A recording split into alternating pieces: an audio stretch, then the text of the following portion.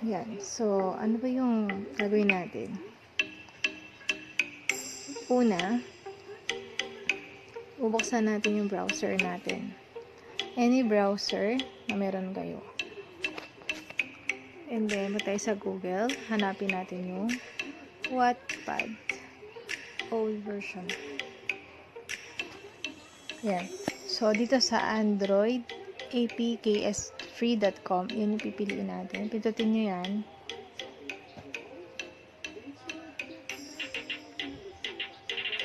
And hanapin natin yung old version ng Wattpad dito. Scroll down kayo.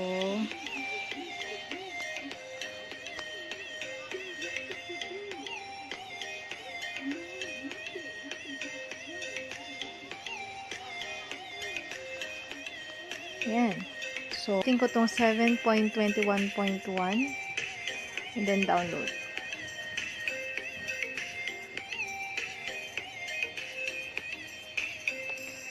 Punta kayo sa download tab at makikita nyo doon yung dina-download ninyo na Wattpad version. Pag natapos na, click nyo lang. And tatanungin niya kayo kung i-install nyo siya. Pero, nga pala, no, bago nyo gawin yon, kailangan yung Wattpad app na nasa phone niyo, kung meron man, dapat i-uninstall nyo yun. Tanggalin nyo siya kasi hindi nyo mada-download yung old version kapag ka meron na kayong Wattpad sa cellphone niyo. So, click install.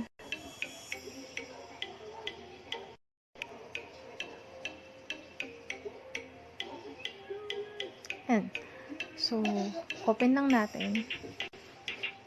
And then, log in.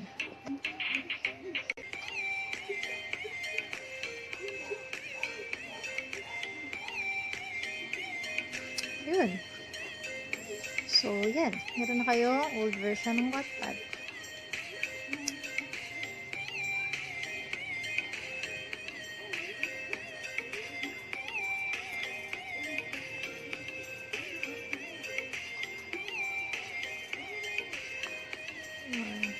So, guys, hindi ito nakakapag-earn ng coins.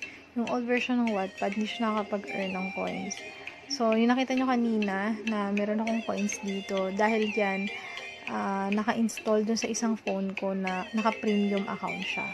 So, kung gusto nyo maka-earn ng coins at makabili ng mga paid stories, panoorin nyo yung isang video tungkol sa pag-download ng premium account.